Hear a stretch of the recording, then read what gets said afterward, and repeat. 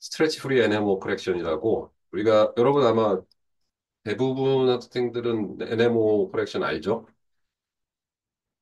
근데 보통 이제 NMO 커렉션을 하면은 이제 스트레치라고 하는 안 좋은 부작용이 발생을 하죠.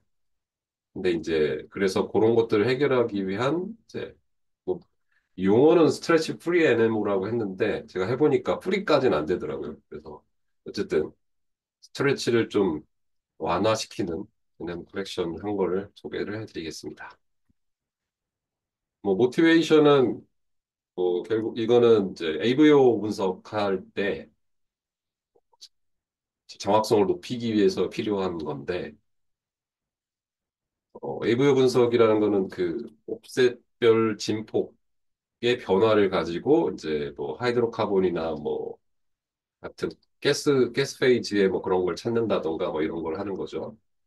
우리 최근 그 지난번에 그 동해가스전에서 그 누구죠? 그 외국 회사에서 열심히 나와서 설명할 때 AVO 얘기 막 나오고 그랬었는데 보통 교과서에는 탄화수소 직접 지시자 뭐 이런 것 그런 식으로 많이 나오죠.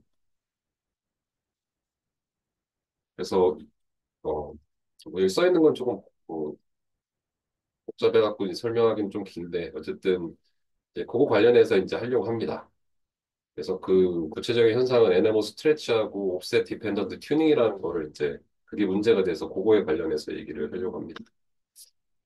표적인 것부터 보면은 이제 노멀 무브아웃이라는 거는 뭐 우리말로는 수직 경로 시차 뭐 이런 정도로 해석할 수 있고 아주 간단한 반사파 주시 경로를 보면 뭐 여기가 송신원이라고 치고 그 실제로 이 이론은 사실 플레인 웨이브로 설명을 해야 되는데 그냥 이해하기 쉽게 여기가 소스 있다고 치고 이렇게 파동이 이동을 해서 반사면에서 반사해서 올라오게 되는데 우리가 이 기하학적인 관계는 뭐 잘 알고 있죠.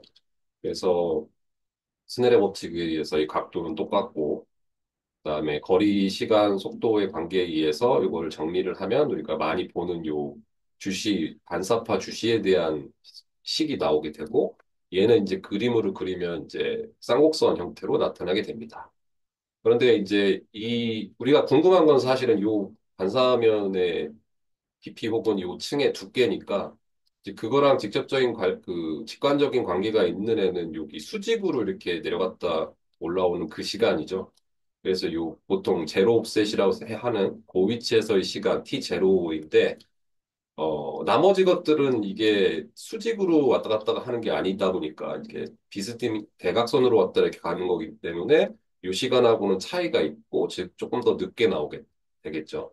이 시간 차이를 우리가 자료 처리를 할 때는 없애줘야 되는데 이걸 이게 노멀 무브 아웃 타임이라고 하고 이거를 이제 뭐 구해서라기보다는 이렇게 올려주는 거죠 시그널들을.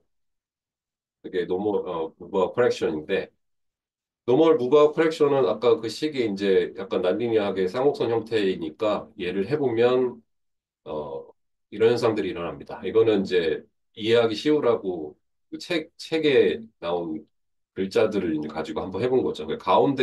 우리가 가운데 것처럼 이제 생긴 거를 그 무브아웃을 만들어 보면 이제 왼쪽처럼 생기고 이제 뭐 그걸 인버스 해보면은 또 오른쪽처럼 생기고 이런 식으로 네, 글자의 크기의 왜곡이 일어나죠. 그래서 중심 위치로부터 멀어질수록 왜곡은 심하게 퍼지는 걸 볼 수 있습니다.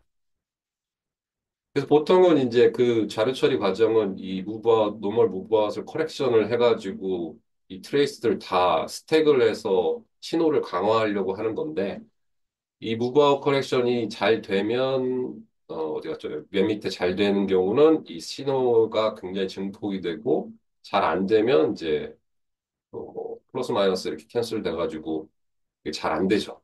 증폭이. 예, 그런 식으로 어, 정확한 속도를 찾기도 하고 뭐 그런 것들을 하죠. 근데 이 노멀 무바 커렉션이라는 게 단순한 벌크 시프트, 그러니까 모든 샘플들을 동일한 그 시간만큼을 옮겨주는 작업이 아니라 시간 위치, 그러니까 T축에 따라서 시간에 따라서 변하는 그 간격만큼을 옮겨주기 때문에 스트레칭이 발생을 합니다. 그래서 얘는 이제 이거를 이렇게 설명할 수 있죠. 리플렉션 펄스를 스트레치 시킨다고 할 수도 있고, 이거를 스펙트럼 상으로 보면 스펙트럼은 컴프레스 시키고, 그다음에 그 스펙트럼에서 앰플리튜드는 피크 앰플리튜드가 증가하는 뭐 이런 현상들이 이렇게 됩니다. 그리고 이걸 스택을 하게 되면 로 프리퀀시가 많아지게 되고, 그 얘기는 이제 레졸루션이 좀 떨어진다는 얘기겠죠. 그다음에 하이 프리퀀시 같은 경우는 적어지기 때문에 시그널 투 노이즈 레이셔가 안 좋죠. 로우 프리퀀시보다. 뭐 이런 현상들이 일어나게 됩니다.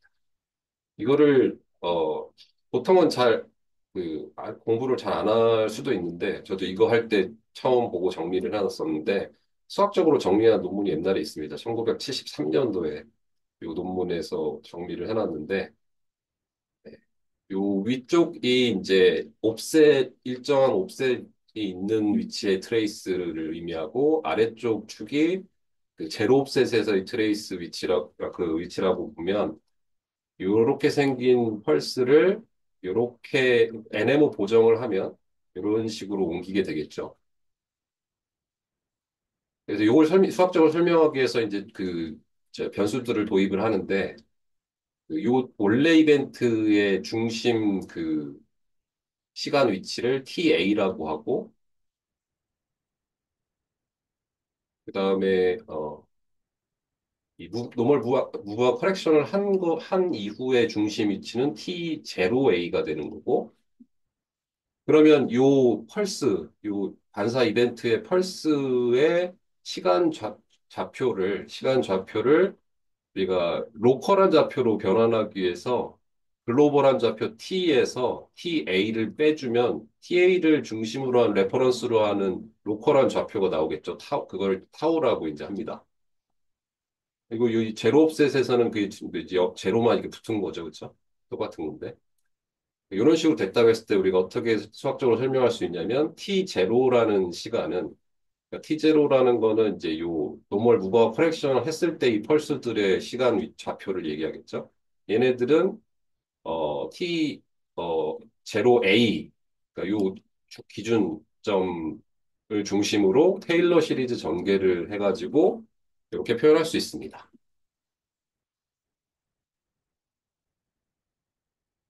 테일러 시리즈는 대부분 다 아시죠, 그렇죠? 그래서 이 복잡한 건 다 버리고 날려버리고 요 1차 항까지만 써서 표현을 하면 T0 마이너스 T0 A니까 요 타우 제로가 되겠죠. 그래서 타우 제로는 DT0 오버 DT TA 지점에서 이렇게 됩니다. 그래서 요 이제 미분 값을 구하는 거는 이제 우리 요 반사 주시 방정식 요거를 이용을 해서 구하게 됩니다. 그래서 얘를 미분을 하면 그러니까 t로 미분하면 되겠죠. 양변을 t로 미분을 해서 얘의 항을 이제 구해서 집어 넣으면 됩니다. 그거를 그 과정이 좀 몇 줄 정리를 해야 되는데 그거를 정리를 하면 네, 이런 식으로 나옵니다. 오른쪽에 이렇게 나와 있는 것처럼 나와서 그래서 요 테일러 시리즈 1차 근사한 걸로 보면은 이제 타오분의 타오 제로는 DT 제로 오버 DT TA에서의 값이죠. 보게 되는데 그게 이렇게 표현이 되고 얘는 뭐 이제 다 상수 로컬하게 상수 돼갖고 그리고 속도도 그 로컬하게는 호모지니어스하다고 보고 그다음에 속도가 그 T0의 축에서의 변화도 이제 없다고 보고 아니, 상수라고 보고 뭐 이렇게 해서 얘가 상수로 표현이 된다라고 근사할 수 있습니다. A죠, 그렇죠? 그러면 요 T0는 아니 타우 제로는 A 타우가 되죠. 이 얘기는 이 펄스의 도메인이라고 뭐라고 해야 되나? 뭐 정확히 뭐라고 표현해야 될지 모르겠나. 그 범위를 나타내는 변수 타우, 로컬한 좌표를 나타내는 타우의 관계는 이 노멀 무바 커렉션에 의해서 이제 A만큼 곱한 걸로 바뀌게 되는 거죠. 그렇죠? 그래서 요거는 이제 리니어한 폼이니까 유니폼 딜레이테이션 오브 타임이라고 얘기할 수 있습니다. 그러니까 일정하게 이제 익스펜션 시키는 거죠. 뭐 A의 값에 따라서 줄이든지 늘리든지. 근데 이제 실제로 늘어나죠. 그래서 얘를 생각을 해보면 그 이 펄스를 반사 신호의 펄스를 G라는 함수라고 표현을 하면 그러니까 G 타우라고 볼 수 있죠. 로컬한 좌표로 봤을 때. 근데 노멀 무한 커렉션을 하면은 G 제로에 타우 제로로라고 할 수 있고. 근데 요 우리 관계 타우 제로하고 타우의 관계가 있으니까 G는 타우 제로 나누기 A가 됩니다. 그렇기 때문에 G라는 이 펄스 원래의 펄스를 이제 보면은 그 요 나누기 A 때문에 이렇게 익스펜션 그 스트레치가 되는 것처럼 나타나게 되는 거죠. 그리고 얘를 푸리에 트랜스폼을 해보면 요 이제 A분의 1이 들어가는 애는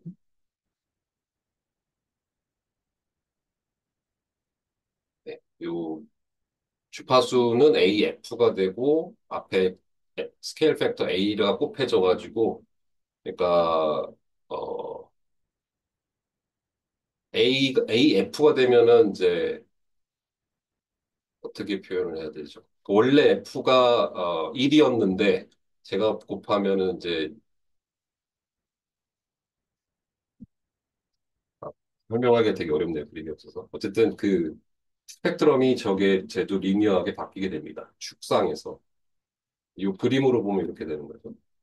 그래서 제가 이게 반대라서 그럼 원래 게 요거고 이제 이게 노멀 오버하고 프랙션 한 거니까 얘가 이쪽으로 이동을 하게 됩니다. 낮은 쪽으로. 그러겠죠? 한번 이 숫자 넣어서 한번 해보면 되겠죠. 그래서 이제 원래 거는 이렇게 생겼는데 스펙트럼이 이렇게 된다는 얘기는 전체적으로 로우 프리퀀시로 가니까 시그널이 되게 스무드해지고 레졸루션이 떨어지게 되고 이제 뭐 피크 앰플리튜드는 올라갑니다. 요거를 이제 우리가 친숙한 리커에블리 함수 가지고 이제 AVO 텀들을 계산을 해보면 요 리커에블리 함수는 노멀라이즈 시켜가지고 이제 마이너스 0. 뭐 마이너스 여기 어, F0DT를 마이너스 0.1에서 0.1로 노멀라이즈 시킨 폼이고 이런 그 펄스가 있다고 했을 때 이제 옵셋에 따라서 진폭들을 이제 구해 보면은 그러니까 인터셉트라는 건 제로 옵셋에서의 그 앰플리튜드고 그레디언트는 옵셋별로 이제 기울기 변화를 얘기를 하는 건데 이렇게 뭐 자세한 수식은 사실은 너무 복잡해가지고 생략을 했고 요 1996년 동이라는 사람 애브스트랙트에 나오긴 하는데 예, 결론만 이제 설명을 하면 됩니다. 그래서 그 애니멀 커렉셔널에서 스트레치 현상이 발생을 하면 결국은 이 AVO 분석에서의 진폭이 어떻게 바뀌냐면 이제 A는 크게 변화가 없고 이제 B 텀에서 요 뒤에 이런 텀들이 더 부수적으로 붙게 되는데 이게 이제 에러 텀으로 작용을 하게 되는 거죠. 그래서 그 프랙셔널 에러를 그려보면 에타에 따라서 이제 이렇게 이제 에타가 제로일 때는 크게 별 문제가 없다가 어, 에타가 이제 커지면 이런 오차들이 생기게 됩니다.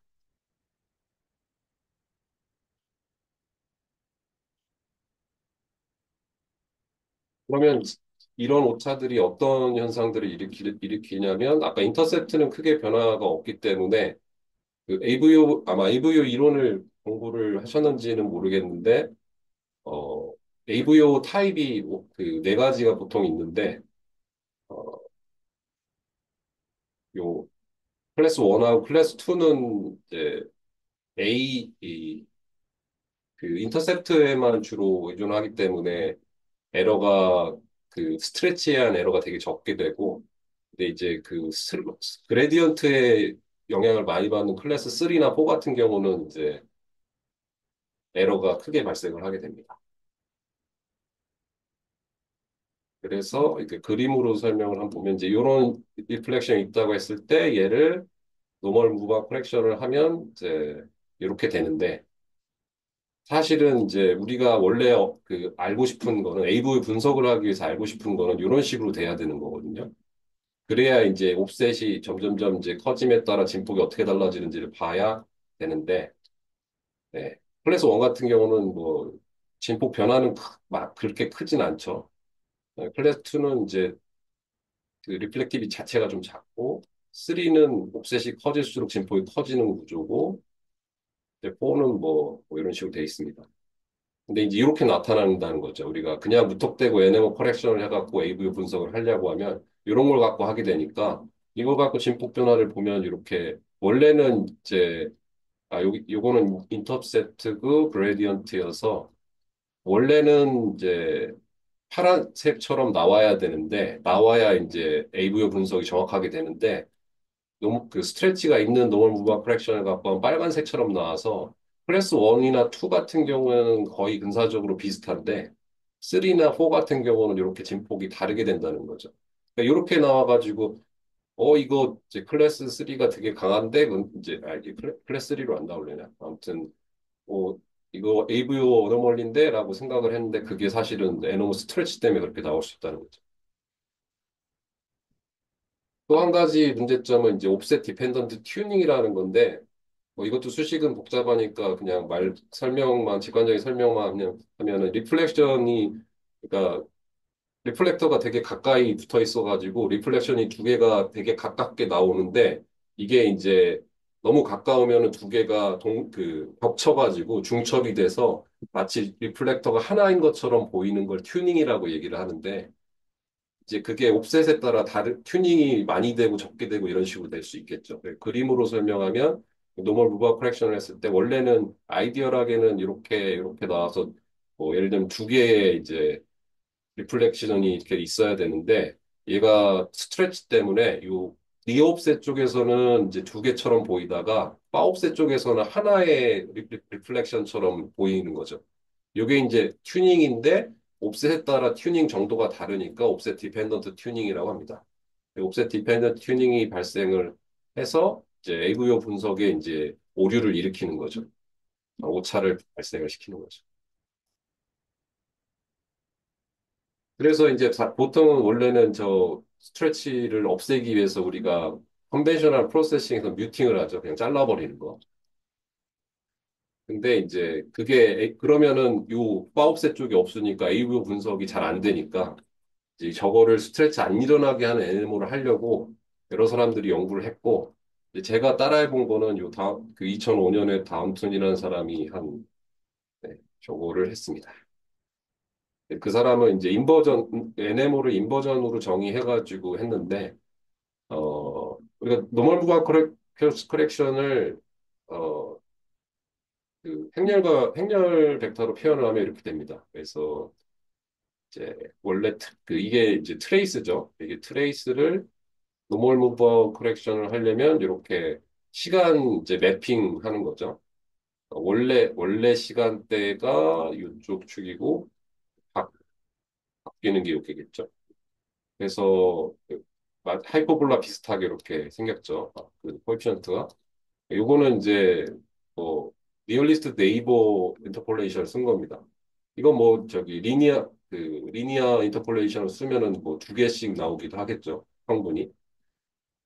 네. 그렇게 돼서 이게 인풋 트레이스가 들어오면 이걸 거치면 이제 노멀 무화 커렉션이 되겠죠. 그다음에 얘를 트랜스포즈 오퍼레이션을 하면 이제 인버스 NMO가 될 거고 이게 그래서 얘네들을 어드 조인트 오퍼레이터라고 얘기를 하고 요게 있네요. 리니어 인터폴레이션을 이렇게 두 개로 이제 인터폴레이션 하게 돼 있고 그래서 우리가 저 포워드 모델링을 이거는 이제 컨볼루셔널 모델링인 거죠. 그래서 리플렉티비티 시리즈 있고 이게 아까 봤던 그 NMO 오퍼레이터고 요건 이제 소스 웨이블릿이고 그러면 이제 트레이스가 나오겠죠. 얘를 이제 이 보드 모델에 대한 이제 인버스 프로블럼을 정의를 하면 됩니다. 그래서 이게 있으니까 이제 트랜스포즈 그러니까 리스트 스퀘어 비슷하게 모양으로 이렇게 되고 됩니다. 그래서 결국 이 문제는 리플렉티비티를 구하는 문제가 되죠. 근데 이제 이게 불안정하니까 이게 이제 레귤러라이션 텀 같은 게 들어가는데 이거는 통계학적으로 비법을 써서 정하는 걸로 그 다운턴이라는 사람이 했는데 뭐, 뭐 이거는 뭐 근데 잘 되는지 잘 모르겠어요. 저는. 어쨌든 이런 식으로 인버스 프라블럼을 풀게 됩니다. 이거는 이제 이 푸는 거는 뭐 그 많이 우리가 보는 그런 형태죠. 그래서 우변 벡터 계산을 하는데 이거는 결국 노멀 무브와 커렉션 하는 거고 그다음에 여기는 제가 웨이블릿은 제가 간단하게 하려고 뺐습니다. 예. 그리고 이니셜 게스 요 그 레귤레이션 텀 쓰려고 이니셜 게스를 요거를 한 다음에 계산을 합니다. 그다음에 랩트 사이드도 이제 계산을 하죠. 요거는 어 그 이니셜 게스 R에다가 요 N 하는 거는 인버스 NMO하고 다시 여기 N 트랜스포즈 해야 되니까 NMO 적용하고 그다음에 요 레귤러레이션 텀 이제 R이랑 곱한 거를 더합니다. 그럼 이게 이제 랩트 핸 사이드, 라이트 핸 사이드니까 이제 컨주게이트 그레디언트를 써가지고 이제 계산을 하는 거죠. 그 업데이트를 해서 자, 결국 R을 업데이트해서 구하게 되는 거죠.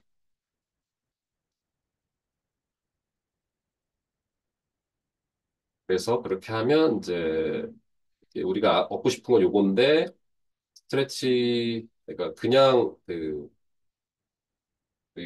어, 제대로 됐겠죠. 요게 이제 그냥 NMO 커렉션 한 거고 요게 스트레치 프리 NMO에서 요게 이제 그냥 NMO 하면은 진폭 변화를 되게 과장시키는 형태로 나왔고 얘가 이제 얘랑 비슷한 거죠. 제가 해봤을 때는 잘 안 되더라고요, 사실. 그때 잘 모를 때 했을 때서 그럴 수도 있고. 이걸 그냥 NMO 고정하면은 이렇게 스트레치가 이렇게 발생하고 저 방법을 써서 하면 이렇게 나오는데 아주 잘 되지는 않는데 그래도 상당 부분 스트레치나 이제 로 프리퀀시화 된 거를 조금 줄여주죠. 차이는 이 정도 나고. 뭐, 그래서 결국은 이제 스트레치 프리 에너무라는 거는 이제 방금 얘기했던 그런 문제점들을 해결하는 방법이고, 이제 와이드 앵글 데이터, 옵셋이 이제 먼 것들이 있는 경우에 유용하고, 그래서 이제 3텀 AVO 같은 것들에서 유용하다. 근데 이제 아까 봤듯이 이제 퍼스트 텀과 관련한 거에서는 별로 크게, 즉 인터셉터와 관련한 거는 별로 오차가 안 컸기 때문에 P 웨이브 리플렉티비티에는 별로 영향을 안 주는데, 다른 그 파업셋 쪽에는 영향을 많이 줘서 그레디언트 관련한 텀들은 이제 이것들이 문제가 될 수 있어서 그걸 보정해 줄 수 있다. 뭐 그런 얘기입니다. 특히 클래스 AVO 반응 중에 클래스 3나 4는 이제 영향을 많이 받는다. 네, 그러니까 NMO 스트레치 프리 NMO를 쓰는 게 좋다. 뭐 그런 얘기죠. 이상입니다.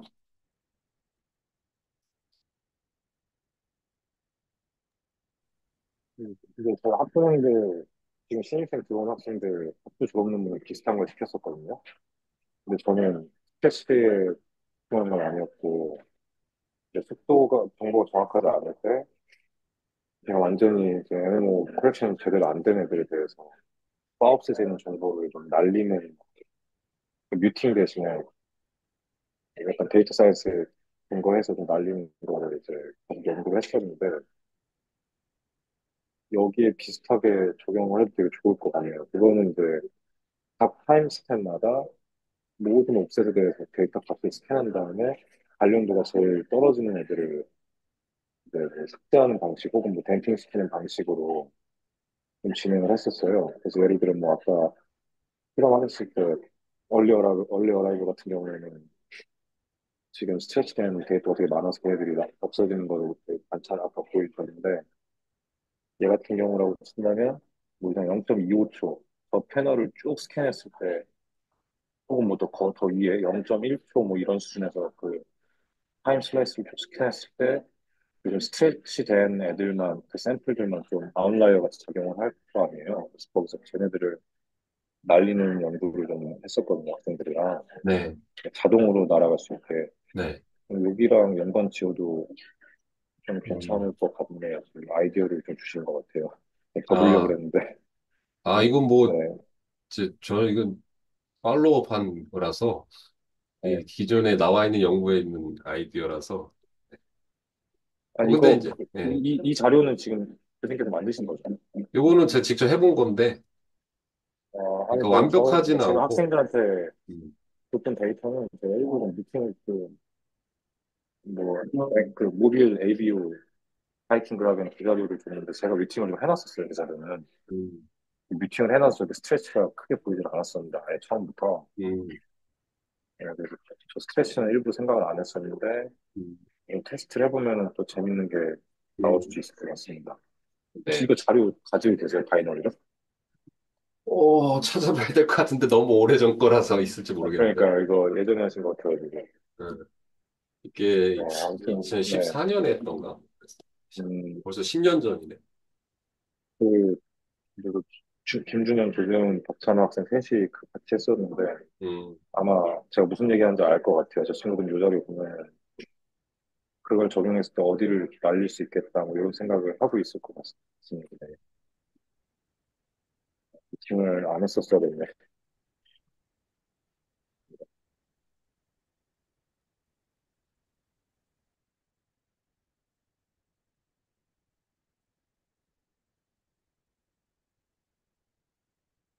근데 이게 이거를 실제 상용 소프트웨어 같은 데서 쓰는지 잘 모르겠어요. 이런 것, 이런, 뭐, 비단 이 방법뿐만 아니라 스트레치 프리 뭐 LMO 같은 거를 쓰는지 모르겠어요. 근데 요거 그 스트레치 프리 NMO를 적용을 하게 되면은 그 NMO 보정을 할 때마다 그러면 아까 보여주셨던 저 리스트 스퀘어를 풀어야 되는 건가요? 그렇죠. 그러면 코스트는 뭐 별로 안 뭐, 많죠? N, 예. NMO 해보시면 알지만 그 NMO 자체는 뭐 이렇게 시간이 많이 안 걸리잖아요. 예. 이 반복한다고 물론 이제 그냥 NMO보다는 많이 걸리는데 이거 뭐 반복해봐도 그렇게 많이는 안 걸릴걸요. 잘 음. 기억은 안 납니다. 얼마나 걸렸었는지. 근데 그렇게 많이는 안 걸렸던 것 같아요.